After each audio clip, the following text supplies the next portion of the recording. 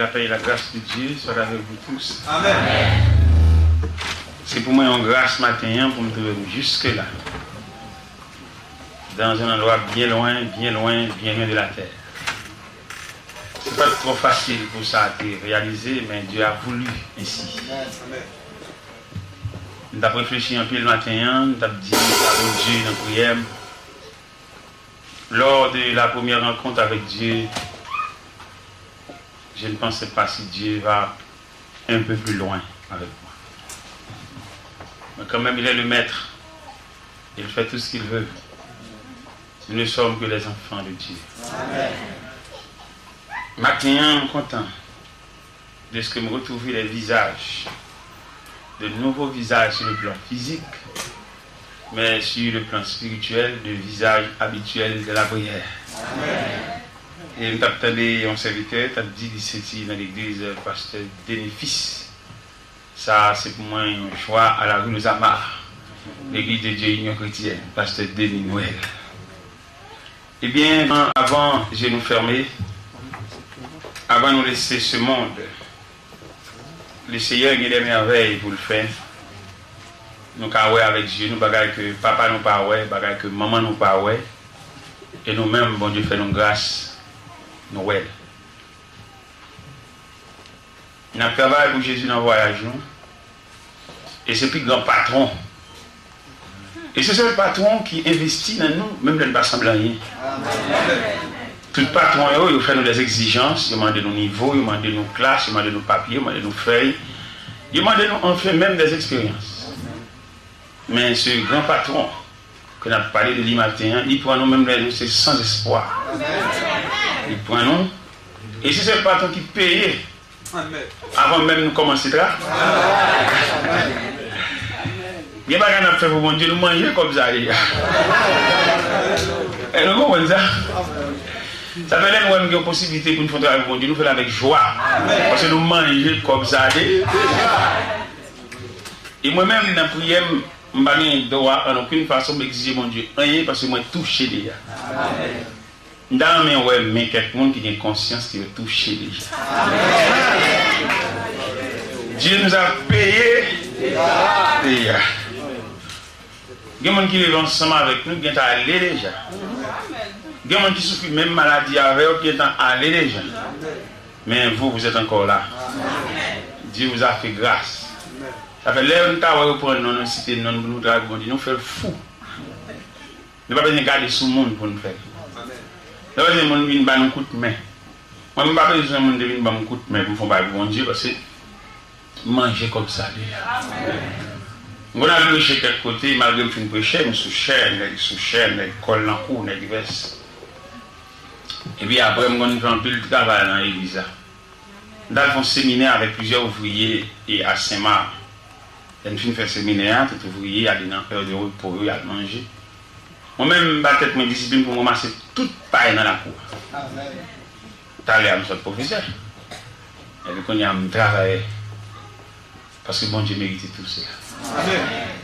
Et là, il est regardé pour le professeur qui a ramassé paille, ramassé keps, ramassé fatra, assemblé wash.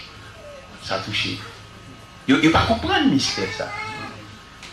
L'auteur a dit, comment André, j'ai l'Éternel, tout c'est bien fait envers moi.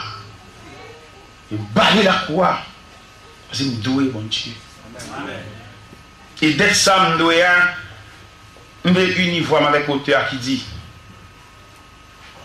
le m'a arrivé dans le ciel à tout, été avec lui pour toujours.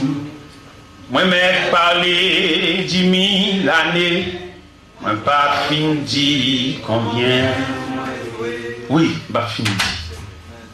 Je n'ai pas fini de dire combien je dois. Moi-même qui devant le matin, je fait de grandes expériences avec.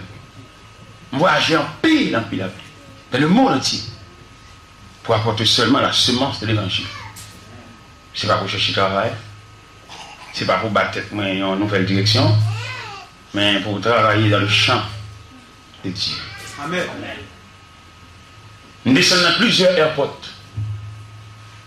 avec la bannière de l'évangile. Et si je suis dans une famille, petite madame, je me dit, il est malé. C'est moi trop bagaille. Mais bon Dieu, il y a un peuple, il veut mal approcher toujours. Bon Dieu, il y a des oreilles, il veut entendre quelques mots toujours. Il se sert de moi comme son porte-parole, son porte-voix, pour dire à son peuple, Jésus revient. Pour dire à son peuple, Jésus donne grâce et gloire pour le suivre pas à pas. Eh bien, mes chers amis, comme nous l'avons dans toute semaine, on n'a pas eu le temps de parler.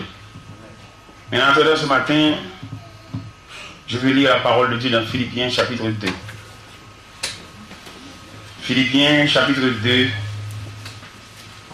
nous lisons. Si donc il y a quelque consolation en Christ, s'il y a quelque soulagement dans la charité, s'il y a quelque union d'esprit, s'il y a quelque compassion et quelque miséricorde, rendez ma joie parfaite. Ayez un même sentiment, un même amour, une même âme et une même pensée. Ne faites rien par esprit de parti ou par vaine gloire, mais que l'humilité vous fasse regarder les autres comme étant au-dessus de vous-même. Que chacun de vous, au lieu de considérer ses propres intérêts, considère aussi ceux des autres. Et en vous les sentiments qui étaient en Jésus-Christ, lequel, existant en forme de Dieu, n'a pas regardé comme une proie à arracher d'être égal à Dieu, mais s'est dépouillé lui-même en prenant une forme de serviteur, en devenant semblable aux hommes et en paru comme un simple homme. Il s'est humilié lui-même, se rendant obéissant jusqu'à la mort, même jusqu'à la mort de la croix. C'est pourquoi aussi Dieu l'a souverainement élevé. Il lui a donné le nom qui est au-dessus de tout nom, afin qu'au nom de Jésus, tout genou fléchisse dans les cieux, sur la terre, sous la terre, et que toute langue confesse que Jésus-Christ est Seigneur, à la gloire de Dieu le Père. Béni soit le Dieu Tout-Puissant. Béni soit le souverain de l'univers. Béni soit celui qui donne la force à ceux qui sont fatigués. Béni soit celui qui guérit toute maladie et toute infirmité. Béni soit celui qui se souvient de nous quand nous étions humiliés. Béni soit celui qui étend ses mains pour donner la direction à tous ceux qui sont perdus. Et béni soit enfin le souverain de l'univers. Père Céleste, ce matin, nous trouvons dans l'enceinte d'une église pour apporter un message de consolation à ceux qui souffrent amèrement. Nous te disons merci de ce que tu te sers de nous comme porte-voix ou porte-parole pour tes enfants. Nous n'avons aucun droit de parler pour nous-mêmes ou de parler de nous-mêmes, mais notre devoir à nous, c'est de soulever et élever au plus haut niveau le nom de Dieu. C'est d'éparpiller le nom de Jésus à travers toute l'assemblée, tout le pays, tout le continent. Parce qu'il n'y a aucun autre nom par lequel nous devons être sauvés, si ce n'est que le nom de Jésus. Que ce nom soit manifeste ce matin. Que ce nom soit élevé au-dessus de tous les noms de la terre. Et que ce nom se serve de nous, ou bien sert pour nous, garantie solennelle pour marcher dans ce monde parfait. C'est là notre cri. C'est là notre humble prière. Non en bas de nos mérites, mais au nom et par les mérites infinis de celui qui était, de celui qui est, de celui qui revient et de celui qui règne à jamais. Que la paix de Dieu soit avec vous. Amen. Il est un beau pays,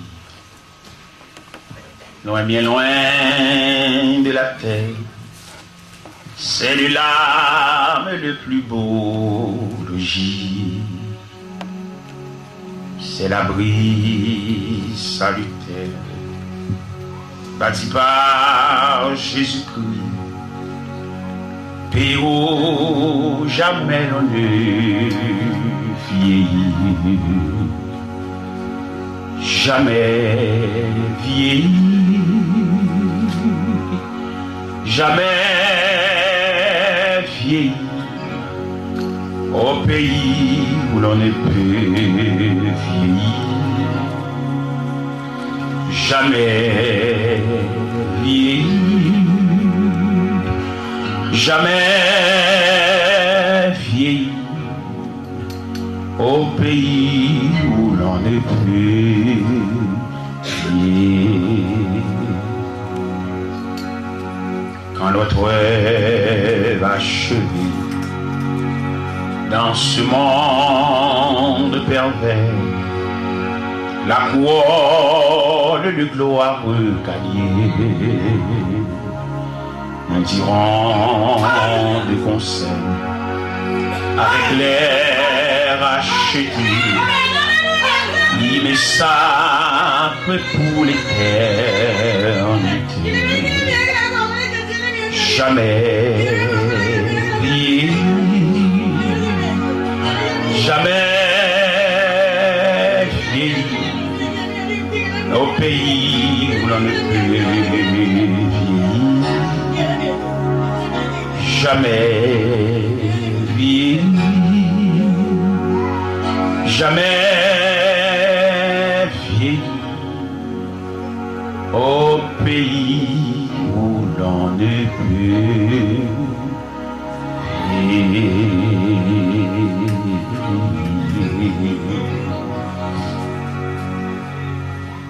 La paix mondiale. Amen. Matin, nous voulons parler sur l'importance du nom de Jésus. Un grand nom. Le nom qui s'est placé au-dessus de tout nom. Le nom de Jésus. Apôtre Paul parlait aux chrétiens de Philippe sur l'importance du nom de Jésus. Il dit quelque part, ayez en vous les sentiments qui étaient en Jésus-Christ, lequel existe en forme de Dieu. Mais n'a pas regardé comme une proie à arracher d'être égal à Dieu. Il s'est dépouillé lui-même. Il s'est dépouillé en ce sens, laissant la gloire du Père pour descendre jusqu'à nous. Disons mieux, descend jusqu'au fond de la poussière pour nous attirer vers le ciel. Le nom de Jésus. Dans le nom de Jésus, il y a plusieurs étapes. Première étape dans le nom de Jésus, c'est qu'il descend. Il a laissé la gloire. Quand on lit Apocalypse, chapitre 5, on a pu remarquer l'agneau immolé qui est digne d'avancer et de prendre le livre. Après qu'il s'est avancé et prendre le livre, et le livre scellé de cette sceaux, on criait dans le ciel, à l'agneau qui est immolé soit la gloire, l'honneur, la puissance, la sagesse, au siècle des siècles. Amen. Des ans de myriades et de myriades, des ans de milliers et de milliers, criaient d'une seule voix à celui qui est assis sur le trône, soit l'honneur. Et cet agneau qui mérite l'honneur descend jusqu'à nous pour nous sécuriser premièrement devant la méchanceté des hommes sur la terre. Pour nous donner deuxièmement la victoire sur la maladie et l'ennemi redoutable et l'ennemi juré. Et pour tracer pour nous la route qui mène jusque dans la maison du Père. C'est le travail de l'agneau. Et nous qui marchons avec Dieu, nous avons une espérance céleste. Une espérance à double portée pour marcher sur la terre et finalement pour river là-haut dans la maison du Père. Apôtre Paul déclare aux chrétiens de Corinthe, il dit, si c'est dans cette vie seulement que nous espérons en Christ, nous sommes les plus malheureux de tous les hommes. Il y a quelque chose là-bas. Il y a quelque chose plus loin que ce corps physique. Des choses que l'œil n'a plus vues. Et l'oreille n'a pas entendu. Et qui n'ont jamais monté au cœur des hommes. C'est l'espérance céleste. C'est vivre là-bas, au-delà de la mort, au-delà de la tombe. Dans la vie physique, nous avons deux institutions qui conduisent l'homme. Deux institutions de la terre qui conduisent l'homme jusqu'au loin. C'est l'armée et l'Église. L'armée conduit l'homme pendant son pèlerinage, mais jusque devant la tombe. Mais l'Église conduit l'homme au-delà même de la tombe. L'Église a pour devoir de préparer l'homme. Préparer l'homme selon le plan de Dieu, préparer l'homme selon la dictée de Dieu, préparer l'homme selon les principes de Dieu. C'est le devoir de l'Église. Parce que dans le formulaire que Dieu a présenté pour instruire les gens sans entrer à l'Église, dans ce formulaire que nous lisons, il dit, venez à moi, vous tous, sans réclamation d'aucune faculté, seulement venez à moi. Dans venez à moi, nous pouvons constater les gens à l'hôpital, malades, souffrent beaucoup, mais viens. Des gens sans intelligence, sans aucune connaissance, mais viens. Parce que Jésus dit, vous tous. Il n'a pas spécifié qui doit nous suivre, mais vous tous. De ce vous tous, nous pouvons constater les ignorants qui ne savent rien approchent et suivent Christ. Dans le cortège de Christ, nous pouvons constater un mélange de gens. Christ n'est pas exigeant. Disons mieux si Christ présente les exigences du ciel, en ce sens que il ne veut pas ceux qui souffrent. Il ne veut pas ceux qui ne savent rien. Il ne veut pas ceux qui ne possèdent rien. Il fait place aux grands seulement. Aux riches, aux savants, aux intellectuels. Mais non, il n'agit pas ainsi. Il dit vous tous.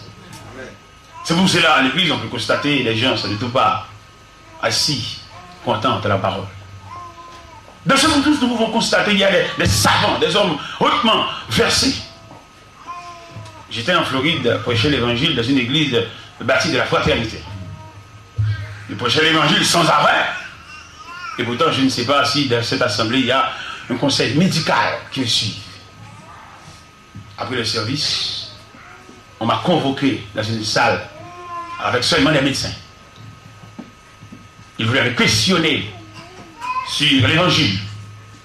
Chirurgien, dentiste, psychiatre, psychologue, généraliste.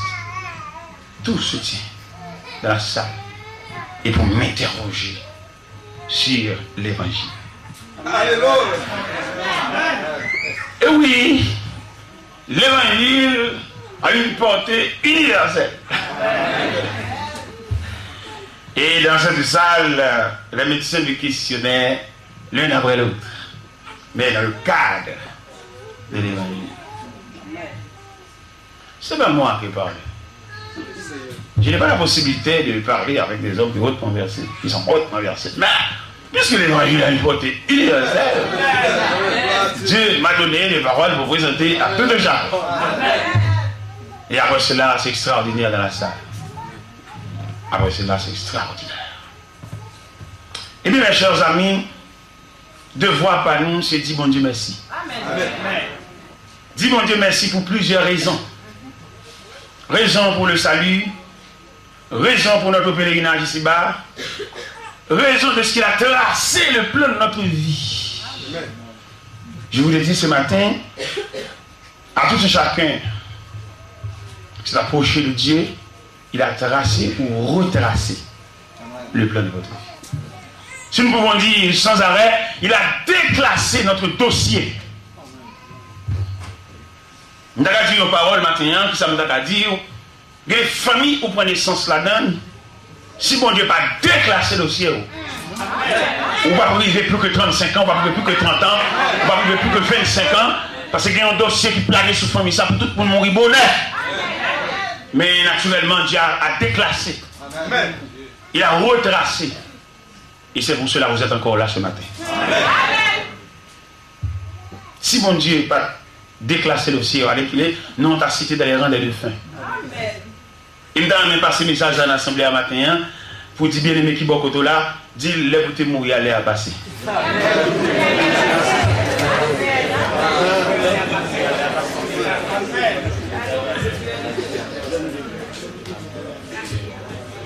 L'aime de mourir aller à bas, enterre mon envoi, c'est qu'elle a cra, qu'elle a chi.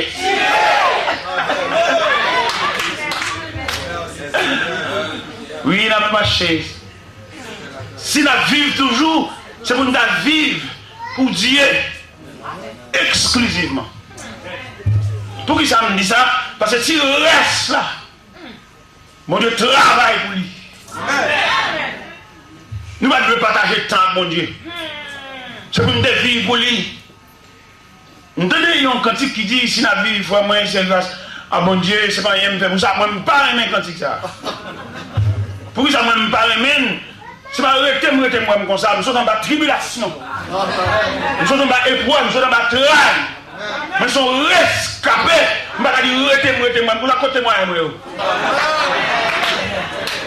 Qui a arrêté moi pour la côté honte, côté humiliation, côté ma coopération, côté l'aide même démarrer dans la salle de l'hôpital, côté lit, côté accident, je me fait les pieds, je me cassé, côté lit. Où sont les témoignages? Où sont les souvenirs des choses tristes de ma vie? Je me dis, arrêtez moi pour mon accident, mon coup de clair. Il est pour nous chanter avec détermination.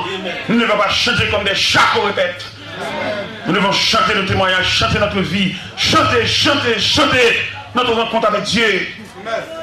Et les auteurs qui ont écrit des cantiques, ils ont chanté leurs témoignages, ils ont chanté leur vie, ils ont chanté leur rencontre avec Dieu. Mais je dis, on voulait délier l'évangile. Nous avons l'évangile léger, l'évangile clos.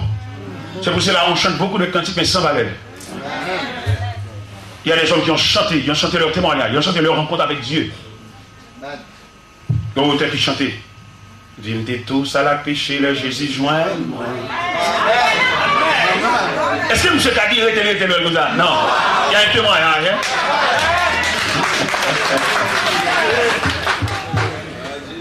Tête moi triplé à plusieurs têtes, moi t'es chat. Est-ce que le Kadi était comme ça? Mais avec amour, Jésus développé moi. Et il conduit moi. Amen. Côté pilier. Père. Quand Jésus. Pas un autre bon ami. Quand lui. Non, point l'autre à blanchi péché qui rouge en vie. Oh,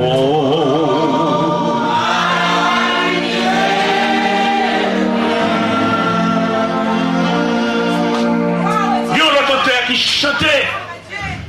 Il chantait cantique, il chantait rencontre avec Dieu. Il ne va pas dire rete comme ça. Il y a l'autre auteur qui chantait. Ô jour béni, jour de victoire, que je ne saurais oublier. J'ai vu le roi des gloires apparaissant sur mon sentier. Sa beauté, sa gloire infinie, tout et m'entourait, sans regard porter la vie sur ma pauvre âme. chanté un jour. Et au deuxième soir, il disait, sans moi, ma misère, c'est la blessure,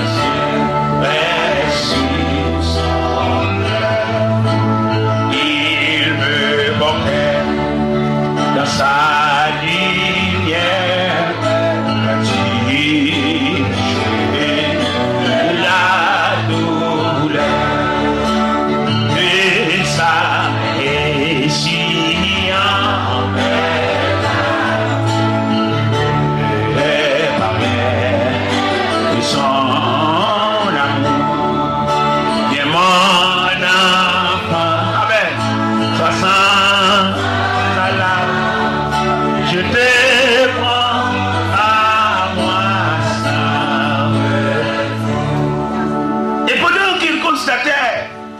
Que le Seigneur lui serrait dans ses bras.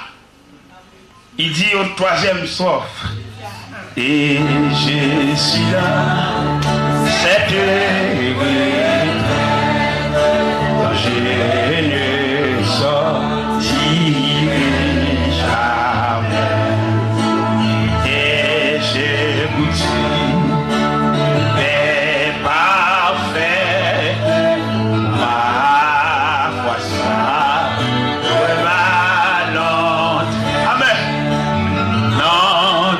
Ceci n'est point d'intérêt, et la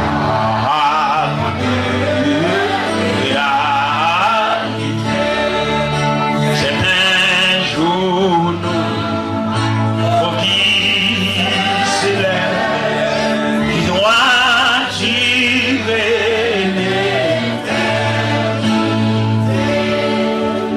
Et de cette retraite, il a encouragé les gens en disant, en avant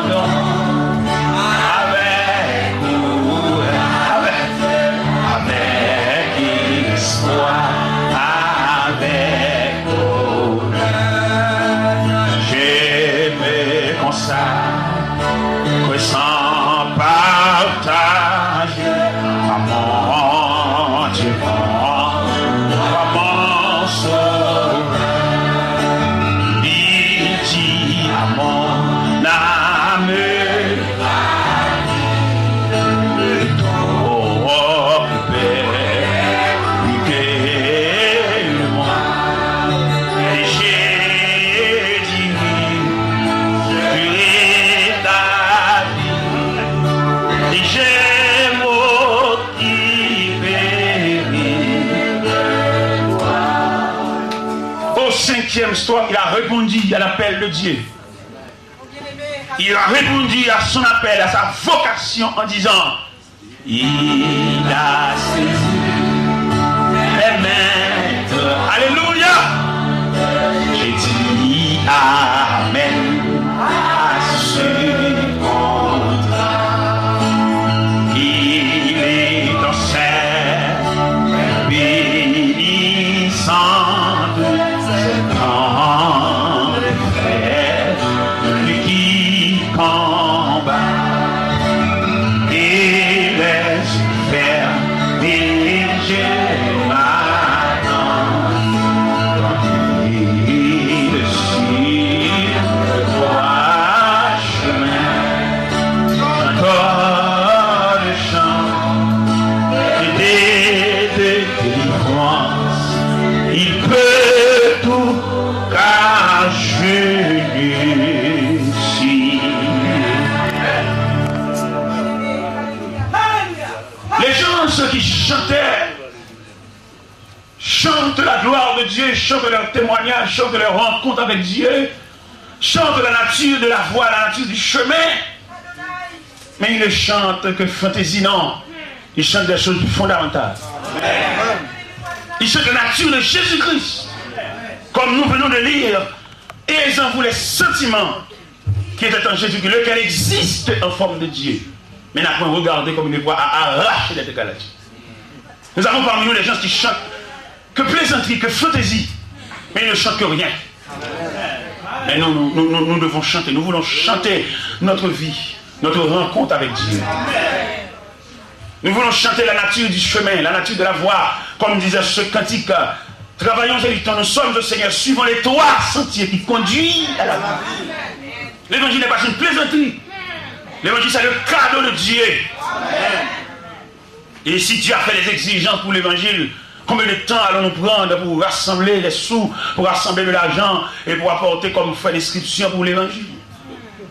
Mais non, Dieu nous a fait grâce. Il a liquidé, il a validé l'évangile pour pouvoir accepter les gens de tout niveau. Si Dieu accepte même deux photos, combien parmi nous il y a la possibilité d'approcher vers Dieu, parce que à notre rencontre avec Dieu, nous n'avons pas de visage raisonnable. Il y a quelqu'un parmi nous que Dieu a tiré vers lui en proie de grandes souffrances et nous sommes dévisagés. Mais Dieu dit quand même, venez. Malgré l'effet de la douleur, de la maladie, de la souffrance, mais Dieu nous a dit de venez. Ce n'est pas le visage qu'il accepte, mais les choses internes. Derrière le visage, il y a la personne. Si Dieu voulait attirer les grands seulement dans le cortège de Christ, où doit-on passer nous-mêmes? Nous qui n'avons rien. Mais bien aimé de le Seigneur matin, nous remercions Dieu pour plusieurs raisons. Nous remercions de ce que l'importance non ça a, de quitter vieux nous-mêmes suivre lui.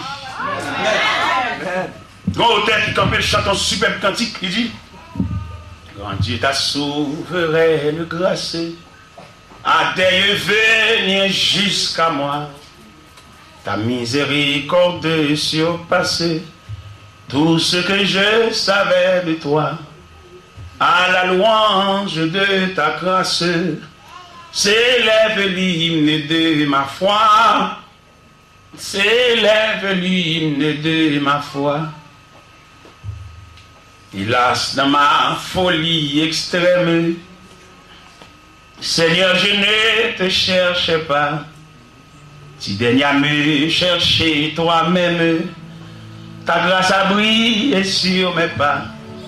Maintenant, ô Père, je t'aime.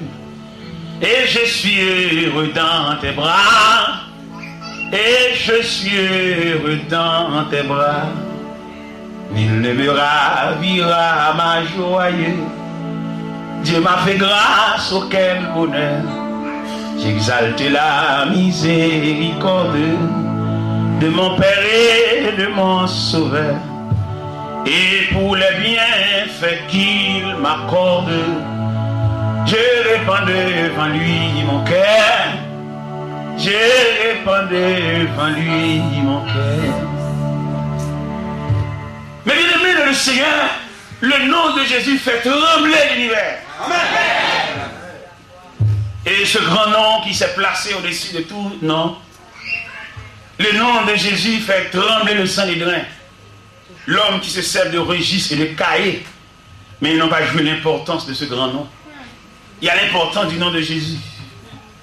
Quand on a Jésus, alors, quand on veut parler de Jésus ce matin, le nom de Jésus, il y a dans le nom de Jésus de différents compartiments. Il y a la personne de Jésus tout entière, il y a les mains de Jésus, il y a les yeux de Jésus, il y a la tête de Jésus, il y a les pieds de Jésus. Mais moi, je ne veux pas une partie de Jésus. Je veux un Jésus tout entier. Un Jésus en plein. Un Jésus à plein modé. Pourquoi ça? Parce que dans la personne de Jésus, il y a plusieurs compartiments, plusieurs rayons, plusieurs membres de la personne de Jésus.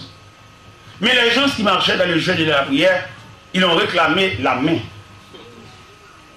Parce que dans la main de Jésus, il y a la délivrance. Hein?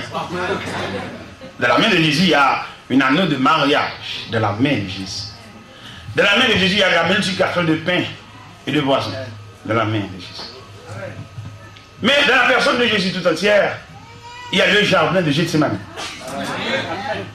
Dans la personne de Jésus tout entière, il y a les soufflets donnés par des gens en disant: devine qui t'a frappé. Oui, en marchant avec Jésus, on doit recevoir des soufflets. Des souffleurs à la maison, des souffleurs au travail, des souffleurs en chemin, des souffleurs, disons, par des gens qui se trouvent auprès de nous. Parce que Jésus,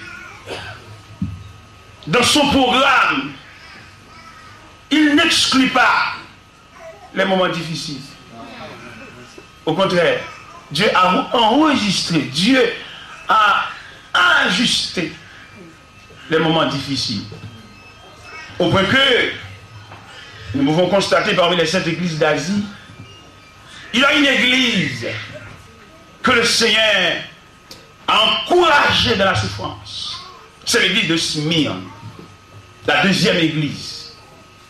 Dans Apocalypse, chapitre 2, les versets 8 à 11, il dit à l'église de Smyrne, je connais ta tribulation et ta pauvreté, bien que tu sois riche. Et les calomnies de la part de ceux du juif ne le sont pas, mais qui sont une synagogue de Satan. Ne crains pas ce que tu vas souffrir. Le diable jettera quelques-uns de vous en prison afin que vous soyez éprouvés. Vous aurez une tribulation de 10 jours. Sois fidèle jusqu'à la mort. Et je te donnerai la couronne de vie. Dans la grande récompense de Dieu, il y a 3 types de couronnes. La couronne de vie pour les souffrants. La couronne de justice pour ceux qui luttent jusqu'à la fin.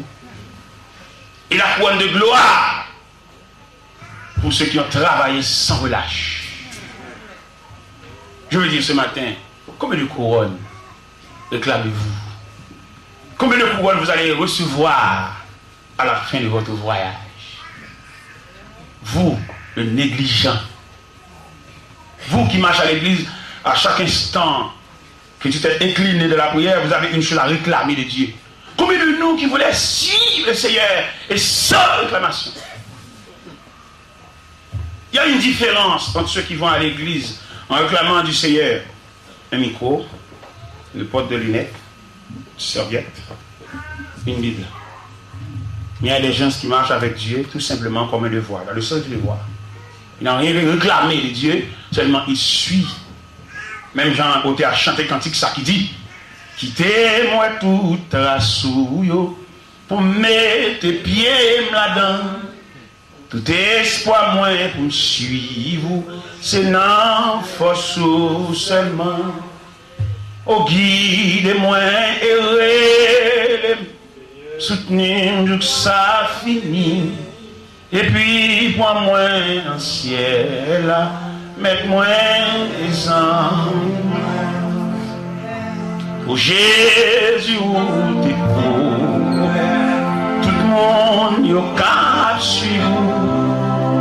Côté royer du ciel, c'est là y va. Et Jésus moi te promets pour me suivre tout le temps. Au banc moi grâce ou en pitié, mette-moi les amis. Mais bien aimé dans le Seigneur, nous avons 2 conceptions évangéliques. L'ancienne conception et la nouvelle conception. L'ancienne conception de l'évangile ne réclame rien de Dieu. Seulement, il exige les gens à mettre leurs pieds sur la trace de Dieu. Mais la nouvelle conception réclame de Dieu beaucoup de choses. Il se sert des versets pour dire c'est le Seigneur qui nous a dit de demander. Ils sont des mendiants. Nous avons beaucoup de mendiants parmi nous. Nous avons plus de mendiants que ceux qui servent Dieu d'une façon désintéressée. Amen. N'oublie pas que Job, en marchant avec Dieu, on lui a dépouillé de tout ce qu'il possédait. Et Satan, le diable, déclare à Dieu, touche tout ce que Job possédait. Il te maudit en face. Mais ce n'est pas les biens qui attirent Job à Dieu. C'est un devoir de suivre Dieu. Nous avons une tribu pour Dieu, de le suivre sans arrêt, sans discussion, sans intercession. Parce que nous sommes la créature de Dieu. Dieu a investi en nous. Nous ne sommes pas martyrs seulement. L'homme, c'est une triplex.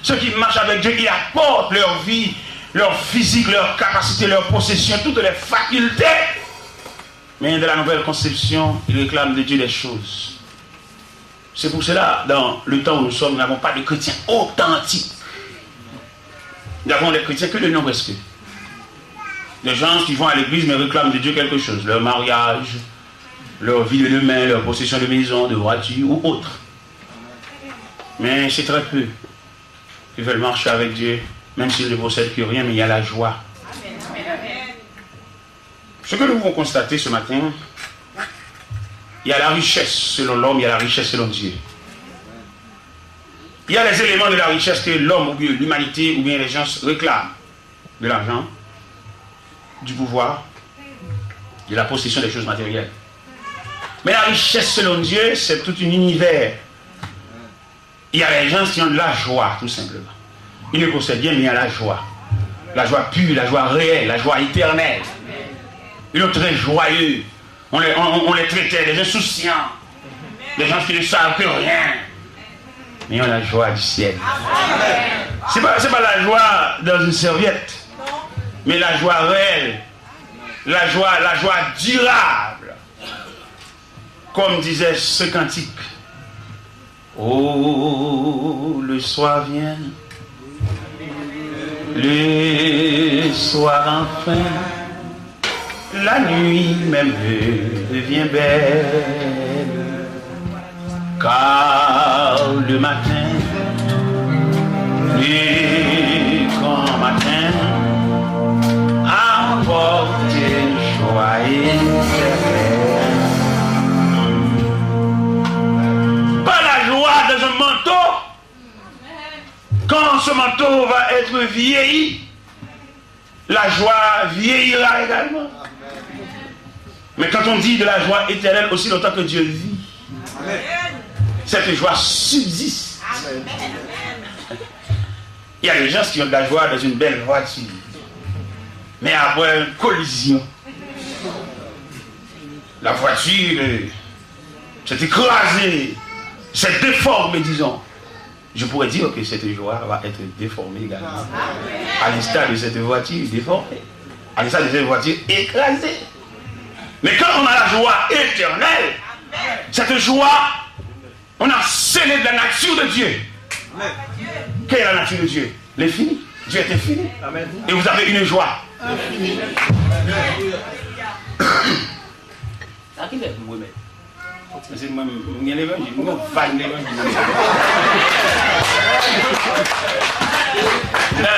Limite parce que ma pesée freine machine, monsieur Bamli, quand tu peux famille, madame peut traiter de désordre, il faut appeler sans arrêt, mais quand même, bah mon limite. Râler, sinon mon petit j'avais dépasser râler. Quand même, non, on verse là, mais bien aimé dans le Seigneur, c'est belle bagaille. C'est belle bagaille, là on monde camper dans la présence de bon Dieu. C'est belle bagaille, le monde gagne bon Dieu. Là, nous disons bon Dieu, on me dit. Il y a des gens qui ont prise, mon Dieu. Son voisin qui a une prise. Au bon principe ici. On va rien courant, mais son voisin va aller. On va rien qui a prise pas derrière. On va rien compter. On va rien main switch. Seulement son voisin va aller prise pas derrière. Et moi, je songeais, il y a une histoire d'un jeune garçon, homme de connaissance, homme préparé. Homme hautement versé, un intellectuel, avancé. Mais maman, une vieille dame, une servante du Seigneur. À chaque rencontre de sa mère avec lui, sa mère lui parlait de Dieu. Mais pour lui, ça n'a rien, parler de Dieu. Parle-moi de la connaissance, de la science, de la civilisation. Parle-moi de grandes choses de la terre, Internet, des téléphones, de toutes sortes de choses-là. Ce sont des choses qui entourent sa vie. Mais il n'y a aucune place pour ce Jésus. C'est Jésus, l'homme sans égal, l'homme sans pareil, l'homme qui marche sur les eaux, l'homme qui change l'eau en vin, l'homme qui ressuscite les morts, l'homme qui purifie les lépreux. Non, il n'a pas l'empreinte de Jésus dans sa vie. Mais il vit pour la science, il vit pour les grands livres, les grands encyclopédies. Dans la science où il étudiait, il est lauréat. Et dans le jour de la graduation, on l'a décoré comme le premier lauréat. Mais les gens se trouvent autour de lui, regardent ce genre de choses avec du dédain. Ils voulaient détruire ce jeune homme, le lauréat.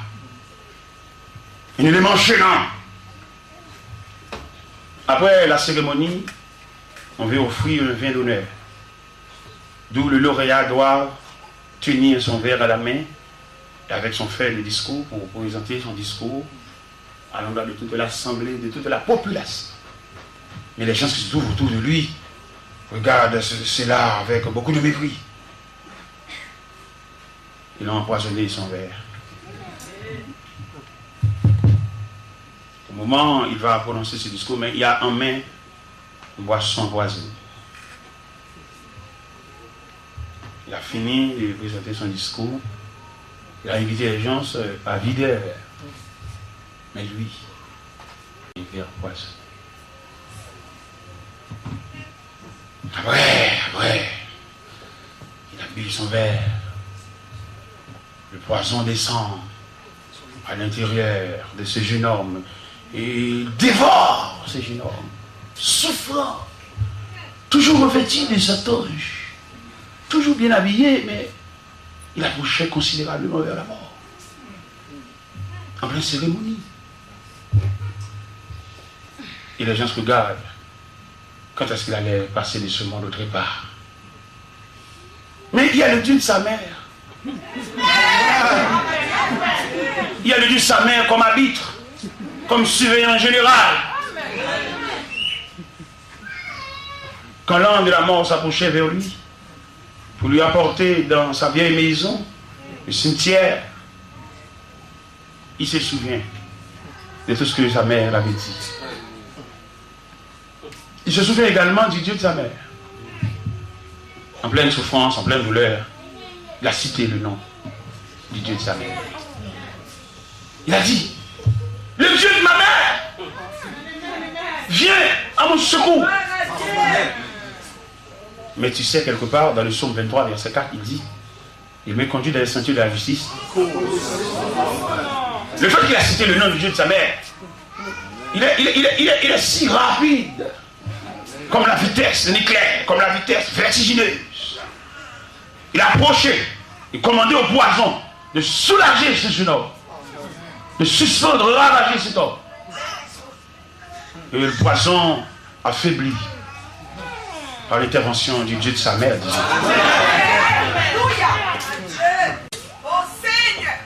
La douleur s'est calmée par l'intervention du Dieu de sa mère. Et au fur et à mesure, il va rétablir son état. Il se souvient des paroles prononcées par sa mère, soit en écrivant, soit en parlant au téléphone. Il se souvient. Dans le moment de convalescence, il dit, dans ma douleur amère, je cite le nom du Dieu de ma mère. Automatiquement, j'ai trouvé le soulagement. Mais le Dieu de ma mère, c'est pas mon Dieu, moi. J'ai dû prêter le Dieu de ma mère pour me soulager. Mais s'il était mon Dieu, mère. À partir de ce moment, je réclame. Je ne veux plus servir du Dieu de ma mère, mais je veux mon Dieu. S'il est le Dieu de ma mère, il arrive si vite. Eh bien, en se réveillant du coma ou bien du sommeil de la mort, il a réclamé. Il a un Dieu en possession. Pas prêté le Dieu de sa mère, mais il a passé toute sa vie à vivre sous la protection du Dieu de sa mère. Mais après cette situation si dure, si douloureuse, il a réclamé son Dieu. Il dit, bon Dieu, maman, non. Oui, son Dieu rapide. Comment appelle-t-on la vitesse de Dieu? C'est la vitesse vertigineuse. La vitesse, un clin d'œil, pap, en bas de Dieu, pap. Ça fait qu'il y a quelqu'un qui a passé, soit bon Dieu va nous rien. Faites très attention. Il y a quelqu'un qui a passé, pas parce que mon Dieu n'est pas capable, non. Il prend distance. Parce qu'on ne peut pas mettre l'affaire. Il y a un pile dans la règle à faire, depuis qu'il y a un terrain là-dedans, nous parlons pour Dieu. C'est les bagailles marrés, les bagailles difficiles, les bagailles devant, les bagailles derrière. Nous obligés. Nous avons vu l'argent, le nom en honneur, le nom en gloire, nous avons gradué, nous avons dépensé, nous avons le magasin, nous avons fait maquette, nous avons fait tout bagaille. Non, pas de prière dans ça. Nous avons prié, le docteur a dit, c'est un attaqué de cancer, il a pris tiré. Laissez nous vivre dans la prière, dans l'engène. Nous pouvons c'est un engène là. Son Dieu estropié. Son Dieu accident.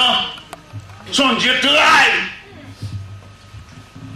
Et c'est pas la qui est belle pour mon Dieu. La loi jeune fille avec toute capacité physique, il choisit pour le marcher avec bon Dieu. Et à travers la Bible, nous pouvons constater 3 jeunes garçons qui apportent leur bouquet de jeunesse au pied de Dieu. 3 jeunes garçons. Le premier, c'est Samuel. Il vit dans le temple sous la surveillance d'Élie, le sacrificateur d'alors. Il a déposé sa jeunesse au pied de Dieu comme offrande volontaire, comme sa mère l'avait promis. Et Dieu, dans sa joie, la joie de Dieu, il a pris cette offrande prématurément. Samuel n'avait pas encore l'habitude de parler avec Dieu, mais puisque sa mère l'a déposé dans le temple, Dieu l'a pris. On dit généralement, selon le texte, il y a un temps où la parole de Dieu était rare, la vision n'était pas fréquente. Mais dans cette circonstance, on a déposé un jeune enfant, un bouquet de jeunesse, un homme capable, un homme pas déformé, pas infirme, pas handicapé, mais à toute sa capacité, mais déposé au pied de Dieu comme offrande volontaire.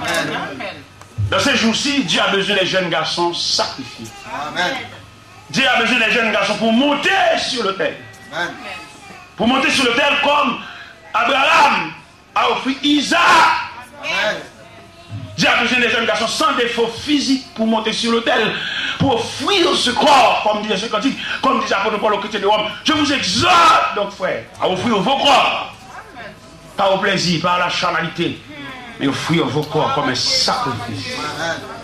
Mettez de côté la sexualité, mettez de côté toutes sortes de plaisirs, mais consacre, comme disait ce cantique. Reçois mon sacrifice, il est sur ton autel.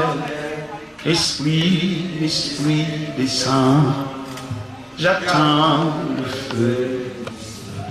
Consacre mon offrande, mais prends sur mon cœur. Le sceau que je demande, c'est ton esprit.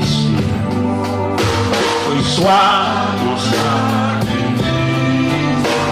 il est sur ton autel. Esprit, esprit, j'attends le feu. En toi je me confie, je m'adore à toi. Ensemble puis c'est ma vie. Reçois ton sacrifice, il est sur ton autel. Esprit, esprit, descend, j'attends le feu. Nous avons 3 jeunes qui ont déposé les bouquets de jeunesse au pied de Dieu. En tout premier lieu, c'est Samuel, déposé par sa mère. Et Dieu se sert de Samuel dans une grande dimension ministérielle. On a pu constater dans la vie de Samuel, il y a 3 facultés, 3 grandes facultés. Il est prophète, il est juge, il est sacrificateur. Dans la vie de Samuel. C'est l'un des meilleurs juges en Israël, Samuel. La Bible déclare dans 1 Samuel chapitre 8, dans sa vieillesse, il a déposé la fonction de juge pour aller dans sa maison à Rama pour attendre le jour de sa mort. Voyez, c'est terminé, la vie s'est terminée au pied de Dieu. Pas le plaisir, pas la jouissance qui a terminé sa vie, mais Dieu a brigé la vie de Samuel. Dieu a sucé le sucre de la vie de Samuel. J'ai déposé Samuel comme un vieillard fini entre les mains de Dieu. Nous avons un deuxième jeune. Deuxième jeune, c'est Timothée. C'est Timothée au pied de l'apôtre Paul. Comme Paul l'a saisi Timothée comme un jeune avisé, un jeune consacré au service de Dieu.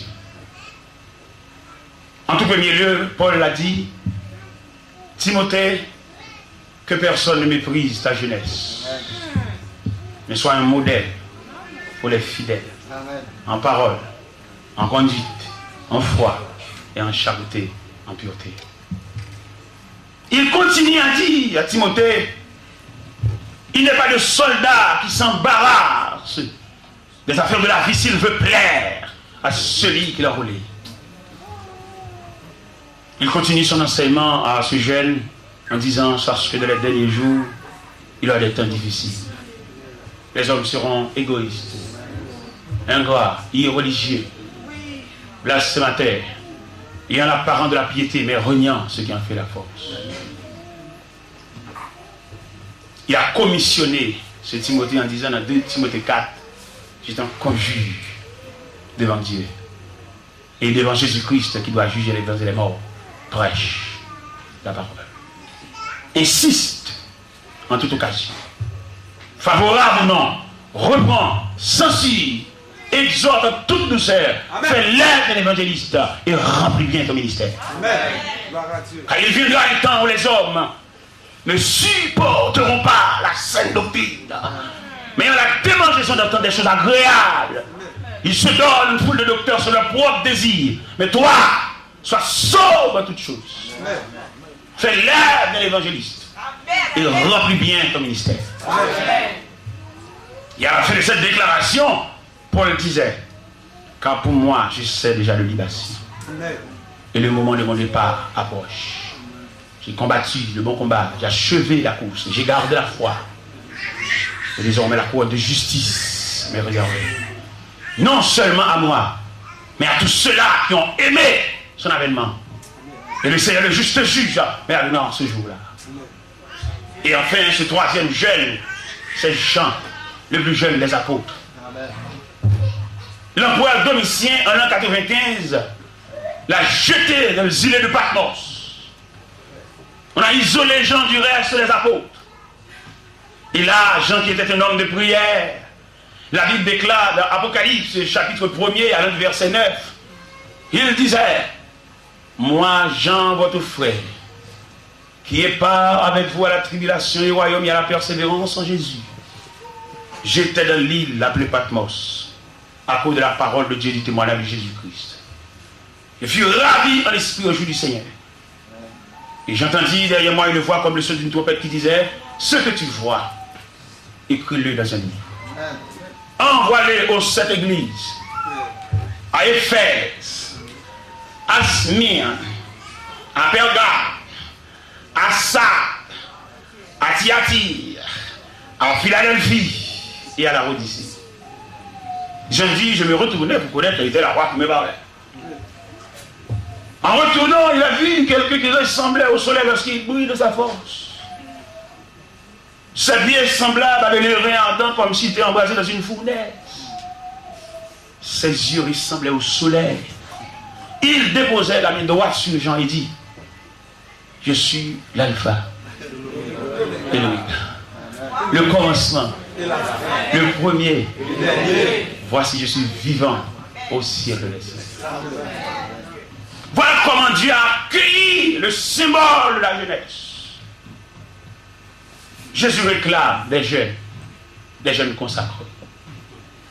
Pas des jeunes qui font des recherches sur leur vie pour le lendemain, mais des jeunes qui se consacrent à Dieu pour marcher avec Dieu, les yeux fermés.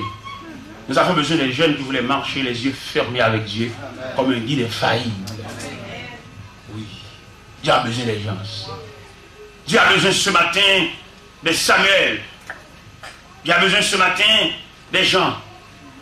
Dieu a besoin ce matin des Timothée. Et pourquoi pas des Esther? Des Esther après la chute de la reine Vasti. Dieu a consacré Esther orpheline et préparée par la main de Dieu pour accéder au pouvoir, pour succéder à la place de la reine Vasti et enfin pour intercéder en faveur des Juifs qui va être détruit généralement. Dieu a besoin des jeunes filles, pas pour préparer un mariage, mais pour préparer pour la cause de Dieu. Amen. Pas pour préparer en médecine, pas pour préparer en agronomie seulement, mais pour préparer des jeunes filles qui se déposent comme offrande volontaire au pied de Dieu. Moi, je bénéficie de cette grâce parce qu'on m'a déposé au pied de Dieu à 17 ans d'âge. Et à présent, j'ai 53 ans. J'ai passé 35 ans auprès de Dieu. Je n'ai rien à reprocher sur Dieu. Il a conservé ma jeunesse. Amen. J'ai 53 ans, en chemin marchant comme pèlerin de la ville d'or. Je marcherai, je marcherai jusqu'à l'arrivée. Et vous déposez au pied de Dieu cette poignée de poussière. Amen. Et ce sera fini pour nous. Comme disait ce beau cantique. Puisqu'il est, moi l'adorer, sans de l'eau pas couler dans le gel. Puisqu'il est, moi l'adorer, sans de l'eau pas couler dans le gel.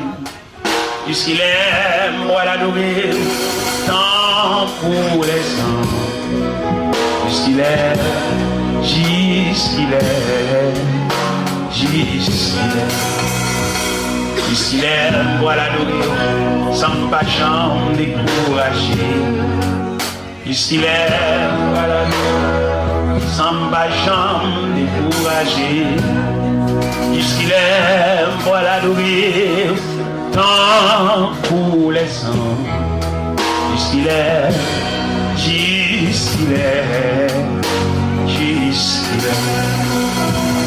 puisqu'il aime, moi l'adorer, son cœur va jamais sauter.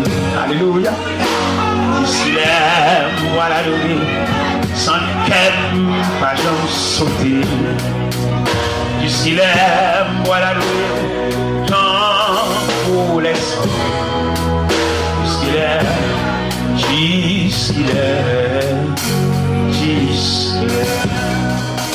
puisqu'il aime, moi l'adorer, sans moi pas jamais malade. Puisqu'il aime, moi l'adorer, sans moi pas jamais malade. Puisqu'il aime, moi l'adorer, tant pour les sangs.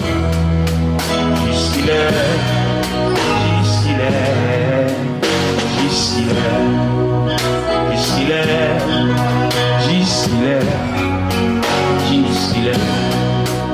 Puisqu'il est, puisqu'il est, puisqu'il est,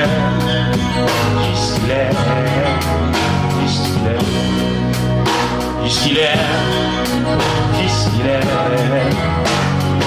puisqu'il est, puisqu'il est, puisqu'il est, amen, puisqu'il est. Puisqu'il est, puisqu'il est, puisqu'il est, puisqu'il est, puisqu'il est, puisqu'il est, puisqu'il est, amen, puisqu'il est, puisqu'il est, puisqu'il est, puisqu'il est, puisqu'il est, puisqu'il est. Puisqu'il est, puisqu'il est, puisqu'il est, puisqu'il est, Puisqu'il est, puisqu'il est, puisqu'il est,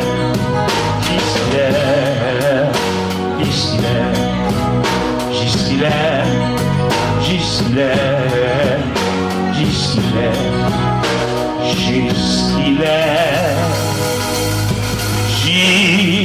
puisqu'il est, puisqu'il est,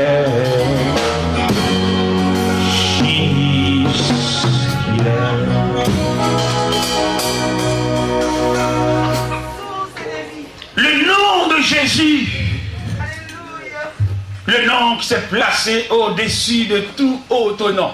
Amen. Dans l'histoire de notre pays, dans l'histoire de notre vie, dans l'histoire du monde, nous avons de grands noms. Mais ils sont des mortels. Ils sont allés déjà, mais jamais retournés. Mais Jésus, il vient. Il partage avec nous nos douleurs, nos souffrances, nos tests chargés. Il nous console. La Bible déclare dans Actes des Apôtres, chapitre 1er, les versets 8, 9, 10 et 11, ou avant les versets 5, 6, 7, de la dernière réunion que Jésus a effectuée avec ses disciples, il parle d'un langage étrange. Et l'un des disciples déclare, Seigneur, est-ce en ce temps-là que tu rétabliras le royaume d'Israël? Il leur dit, ce n'est pas à vous de connaître le temps ou le moment que le Père a fixé sa propre autorité, mais vous recevez une puissance. Amen. Et cet esprit revenant sur vous, vous serez témoins à Jérusalem, de la Judée, de la Samarie et jusqu'aux extrémités de la terre. Ça, c'est la dernière réunion que Jésus a effectuée avec ses disciples. Malheureusement, les disciples, en marchant avec Jésus-Christ, ils n'ont fait aucune provision. Ils sont satisfaits d'avoir un grand homme de l'histoire.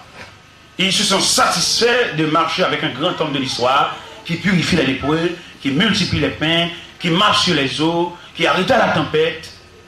Mais personnellement, ils n'ont fait aucune provision. Au verset 10 et 11, que Jésus, dans la dernière réunion avec ses disciples, il reste suspendu dans l'air. Et en montant, la Bible déclare, nuage l'enveloppait. Et les disciples ne peuvent regarder que le nuage. Mais ils n'ont pas vu le Seigneur. Il est déjà allé, comme c'est déjà dit, comme c'est prévu. Mais la Bible déclare, dans les regards fixés vers le ciel. Parce qu'au moment où ils marchaient avec Jésus-Christ, ils n'ont fait aucune provision. Ils se sont satisfaits d'avoir un grand homme de l'histoire avec eux. Mais ils n'ont pas tiré leurs besoins en cet homme sans égard. Comme c'est la situation des chrétiens d'aujourd'hui, ils se sont fiers de marcher dans une grande assemblée. Ils n'ont pas de relation avec Dieu. Ils se sont satisfaits d'être un diacre, d'être un grand homme dans l'assemblée, un grand homme élevé en dignité. Mais il n'y a aucune provision de Dieu. Nous avons des gens dans l'assemblée qui ont du grade, d'honneur, de position, mais qui ont peur des choses de la terre. Mais ce que Dieu veut, c'est d'avoir une provision de Dieu.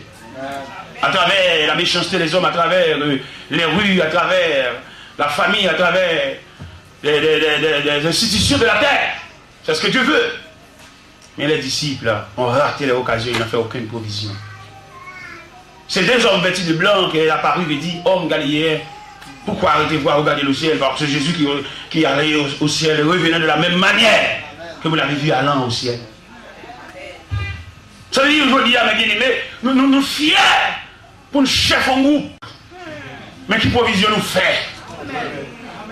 Nous fiers pour nous cacher dans l'uniforme, revêtus, habillés, mais sans Dieu.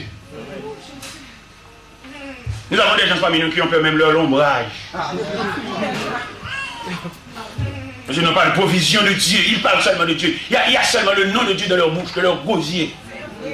Ils n'ont pas un Dieu personnel. Je vous exhorte ce matin à saisir Dieu. Par le Dieu de ton église, par le Dieu de ta mère, par le Dieu de ton père, par le Dieu de l'incision, par le Dieu du groupe, par le Dieu de la chorale. Mais ton Dieu. Amen. Comme ces jeunes hommes allant de mourir, il fait place au Dieu de sa mère. Mais après son propre établissement, il a choisi son Dieu. Je vous exhorte ce matin à réclamer ta part. Si Dieu représente un melon, on doit diviser ce melon en tranches. Réclame. Réclame ta part. Pour faire la route. Il n'est pas trop facile pour nous faire route ça sans Dieu. Beaucoup de gens ont fait la route avec le nom de Dieu, mais pas avec la personne. Nous avons besoin non seulement le nom, mais la personne.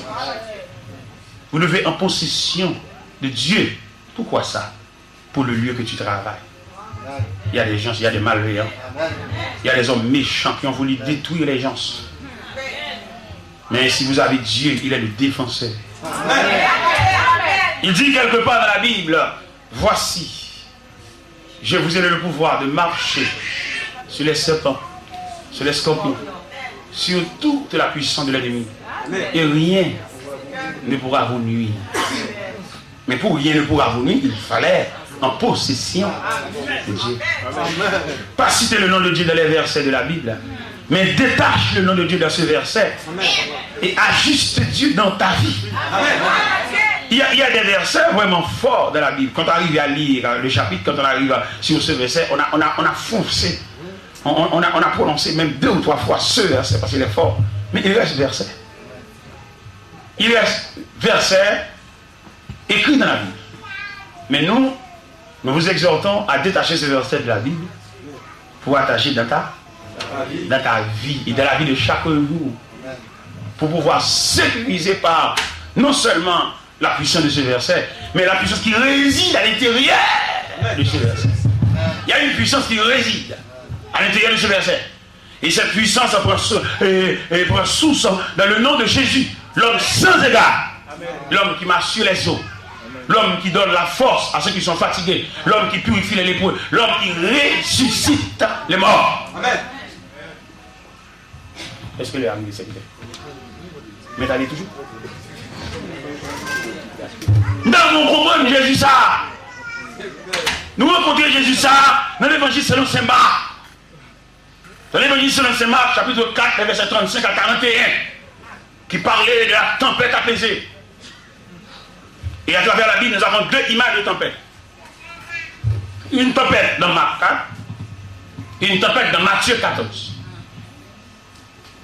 La tempête dans Marc 4, c'est une tempête que Dieu a apaisée pour les enfants, les élèves qui sont dans la classe enfantine. Et pourquoi ça? Parce que quand on lit ce texte, on a pu remarquer que le Seigneur montait dans la barque, il dormait. Il dormait au fond de la barque. Mais dans la tempête de Matthieu 14, il ne descend pas avec ses disciples. Il monta sur la montagne pour prier à l'écart. Et ses disciples restaient seuls. Ça veut dire que nous avons ce matin ces 2 images de tempête. Il se pourrait, nous avons parmi nous des gens qui se trouvent dans ces 2 images de tempête. Soit la tempête de Marc 4, soit la tempête de Matthieu 14. Quand on fait la description de la tempête de Marc 4, on a pu remarquer que le Seigneur se descend au fond de la barque. Il dormait, mais il est là. Amen. Et le fait que le Seigneur se trouve au sein ou bien du fond de la barque, au moment où la barque remplissait déjà, il y a un parmi eux qui s'approchait du Seigneur au fond de la barque et chantait ce beau cantique. Maître, es-tu donc insensible? Tu le vois, nous périssons. Tout miracle t'est possible. Sauve-nous, nous t'en prions. Aussitôt, il s'approche, puis il dit au vent, tais-toi. Étendouément, les reproches d'avoir pu si peu de fois. Étendouément, les reproches d'avoir pu si peu de fois. L'image de la tempête, l'évangile selon Saint Marc, chapitre 4, c'est l'image des élèves de la classe primaire ou des enfants ou de la classe enfantine. Parce que qu'on a fait le détail sur ce passage, on a pu remarquer que le Seigneur dormait au fond de la barque et la barque remplissait déjà. Et le Seigneur, en se réveillant, disant aux disciples, pourquoi avez-vous ainsi peur? Gens de peu de foi. Qui ça nous veut remarquer là, mes bien-aimés? Il y a un enseignement, mon Dieu, pas de peur là. Amen. Bon, l'évangile, au fin de joindre, demandez, est-ce qu'on va avoir une force pour résister devant la douleur ça? Est-ce qu'on va avoir une force pour résister devant la menace ça? Est-ce qu'on va avoir une force pour résister devant le diagnostic que prononce ce médecin en disant ce mal est grave, ce mal est incurable? Mais vu la provision que vous avez saisie dans la parole de Dieu, vous avez beaucoup de capacité pour résister devant cette déclaration. Parce que la déclaration finale se trouve entre la bouche de Dieu, mais non de l'homme. Amen. Le médecin peut dire tout ce qu'il veut parce qu'il est un scientifique. Amen. Mais nous savons que Jésus, l'homme sans égal, il est au-dessus de tout scientifique. Amen. Et je vous exhorte ce matin à prendre courage. Amen. Ce que le médecin t'a dit, ce n'est pas Dieu qui l'a dit. Amen. Je veux lui dire ce matin de reprendre force. Amen. Il y a les derniers mots qui sortaient de la bouche de Dieu. Amen. Le médecin, selon la capacité médicale, il y a le droit, il a étudié. C'est un étudiant, c'est un scientifique. Mais il n'est pas un homme mystérieux. N'oublie pas que Jésus est un homme mystérieux. Il fait ce qu'il veut. Il n'a pas de limite. Quand un empereur domitien a jeté Jean dans les îles de Patmos, mais Jésus physiquement n'a pas aucun moyen pour aller rencontrer Jean, mais puisqu'il est Dieu, il a fait son apparition à Jean. Mais quelle voix il a pris, je ne sais pas. Mais je pouvais dire tout simplement, le verset précis. Côté, il dit, à la 4e veille de la nuit, Jésus descend de la montagne, marchant sur la mer, alla vers eux. Ça veut dire, je dis ce matin, pour en finir, les gens qui se trouvent à la 4e veille de la nuit, le Seigneur ne tarde pas à descendre la montagne. Il a marché sur la mer. Et monte dans votre bac où tu te trouves. Et pour calmer cette mer agitée. Est-ce que vous avez trouvé ce verset qui disait à la 4e veille de la nuit? Verset 25. À la 4e veille de la nuit, Jésus descend de la montagne, marchant sur la mer et alla vers eux. Verset 25, à la 4e veille de la nuit, Jésus alla vers eux, marchant sur la mer. Quand on est arrivé à la 4e veille de la nuit, Jésus ne restera pas sur la montagne. Je vous dis ce matin, quand vous êtes dans la première veille de la nuit, Jésus resta sur la montagne. Quand on traverse la 2e veille de la nuit, Jésus resta encore sur la montagne. Quand on a traversé la 3e veille de la nuit, Jésus style, il reste encore. Mais quand on va finir en traversant la 4e veille de la nuit, Jésus ne restera pas.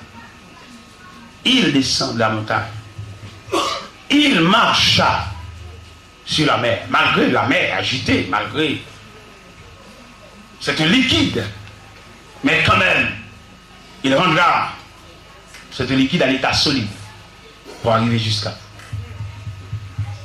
Et finalement, j'ai le dernier verset. Quand il monta de la barque, le vent cessa. Quel verset? Quand il monta de la barque, ou bien il monta de la barque et le vent cessa. Quel verset?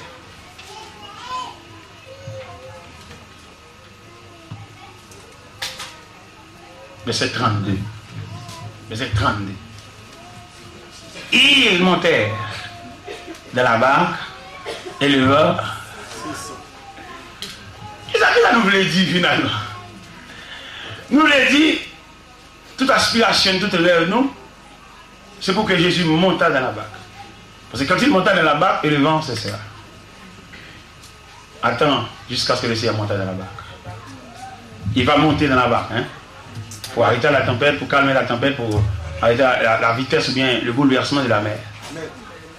Attends, et je vous exhorte à patienter jusqu'à ce que le Seigneur monte dans la barque. Il y a 3 éléments qu'on doit souligner ce matin. Le premier élément, c'est que vous naviguez dans une mer agitée. Le deuxième élément, c'est que Jésus se tient à distance sur la montagne.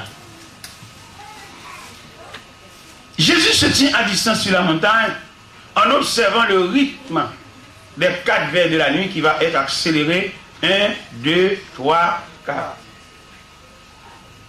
C'est vrai, vous marchez dans la prière, vous marchez dans le sanctuaire de prière. Mais est-ce que vous prêtez attention à l'accélération des 4 veilles de la nuit? Vous priez, vous descendez de votre lit, vous se tenez par terre sur le sac et la cendre. Mais est-ce que vous prêtez attention à cette 4 heures de la nuit?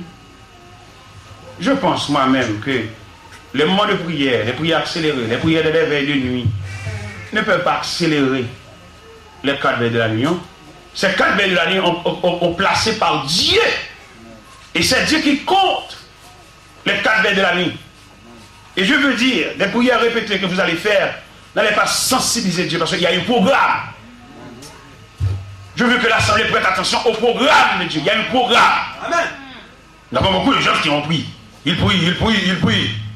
Mais ils ne peuvent pas déranger le programme de Dieu. Dire à ton voisin, n'oublie pas que vous êtes dans le programme de Dieu. Amen. Dis à ton ami qui se trouve auprès de toi, n'oublie pas que vous êtes dans le programme de Dieu. Oui, vous êtes dans le programme de Dieu. Vous êtes dans le plan de Dieu. Vous êtes dans le programme de Dieu. Le programme placé, le programme classé par Dieu. Vous priez beaucoup, c'est vrai, hein? Mais n'empêche que vous êtes dans le programme de Dieu. Eh bien, à plus tard.